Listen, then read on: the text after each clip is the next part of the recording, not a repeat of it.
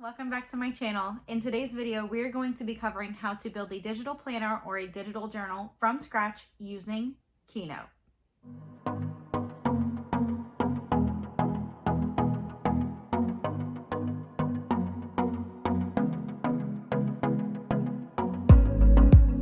You may have seen in my last Get Organized With Me video that I was doing a little bit of digital planning on a digital planner that was really cute, customized. I built it myself using KEYNOTE, and let me tell you, it has really changed the game for me for digital planning because I'm able to do whatever I need to with it and alter it in any way that I need to so that it can make my life easier when I'm digital planning. So without further ado, let's get into this so that you guys can get to it too.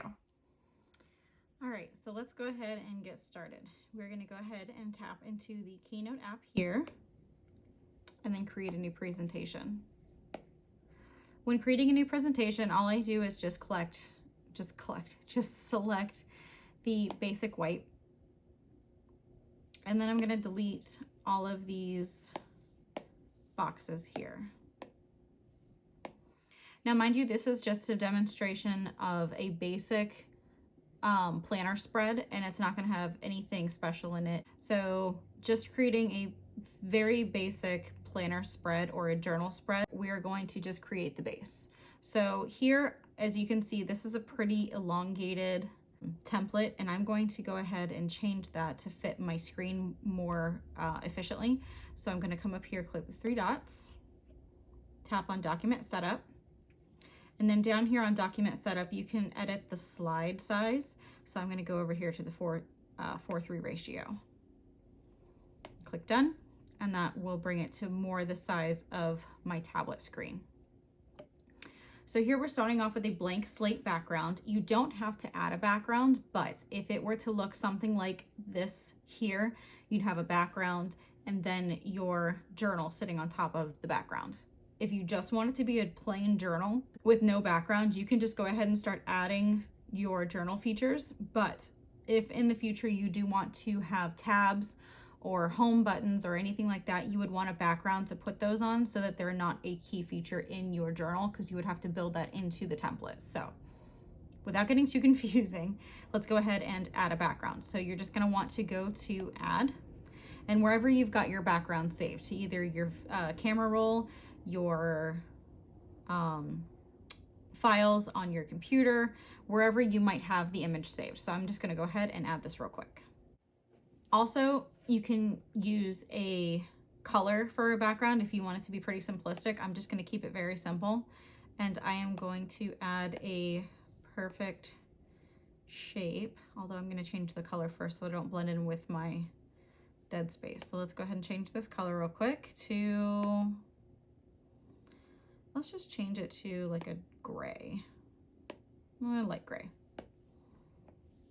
And I'm going to stretch this to fit my screen. So also you'll find that the shapes constrain themselves. You can turn off the constraint by coming up to the paintbrush, selecting arrange, and constrain proportions should be off. And that way you can move the edges without snapping the object into place. And there we have a background. Now, to create our journal cover, I guess you would say, once it's laying open, sometimes you can see the edges of a planner or a journal. To do that, I'm going to come up here and I'm going to select the shape with the softer edges. And I am going to drag that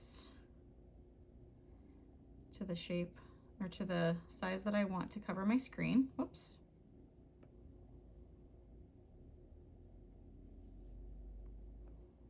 Let's go this way a tad, and down a bit. There we go. And then I'm going to sharpen this corner just a little bit. Let's come up here and change the color. What color do we want to do?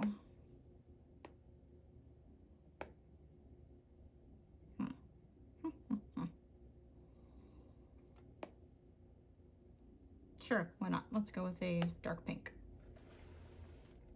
Now again, this is just going to be the cover of our journal. It's not going to be the full layout. So to make the pages of the journal, we're going to come up here again,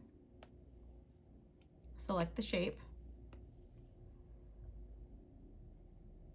and stretch it to fit just inside the cover.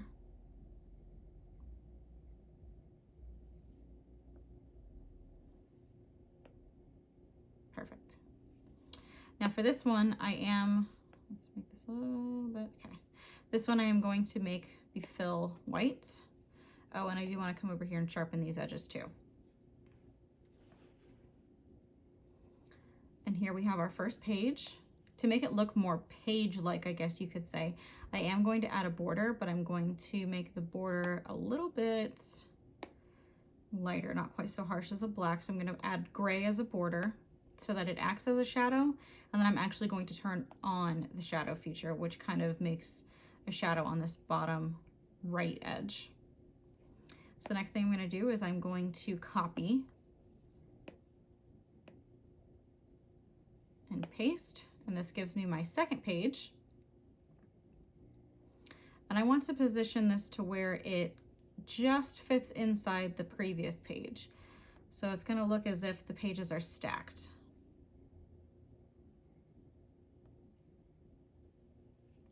And as you can see, because we turned the shadow effect on the previous page and we copied and pasted it, this one too has a shadow effect. So I'm going to do this one more time.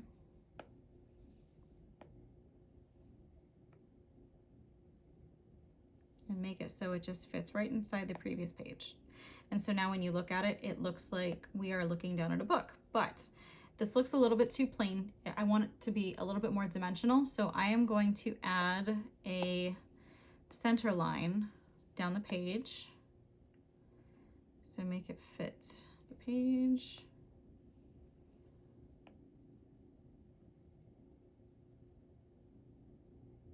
I think that's crooked.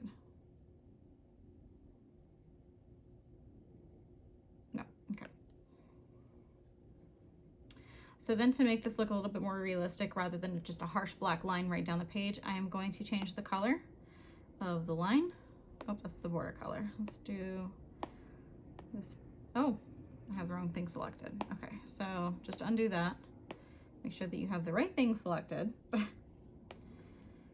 was wondering why there was a border on my line. That was odd. Select this gray color. I'm also going to change the style of the line to this more chalky, blown out look.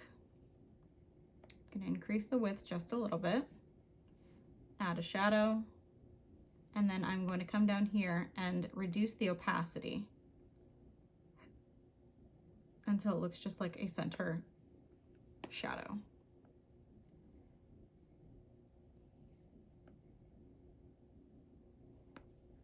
And there we go. So I know that this was really quick and simple. If you wanted to add a cover page to your journal, you would just want to make that the first page in your presentation on Keynote, and then make basically a half page with just your front cover color, and add whatever you would like to the front cover. All right, so that was quick, easy, and to the point. And I really hope that you find it easy to follow along with, because that's pretty much how I learned how to do it, was just by watching a YouTube video.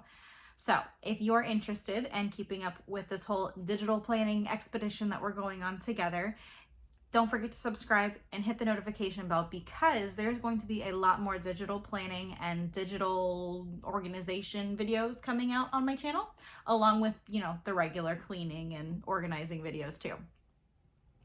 And not to mention, the whole reason why I got on this whole journey was because I'm a working mom of 3 kids, and I find it really difficult to juggle everything all at once, and I'm always looking for inspiration from other moms as to how they do it. So I hope that I provide you that inspiration. If you ever have any questions or comments or tips from me even, don't forget to leave them down below in the description box. I do love talking to you guys down there.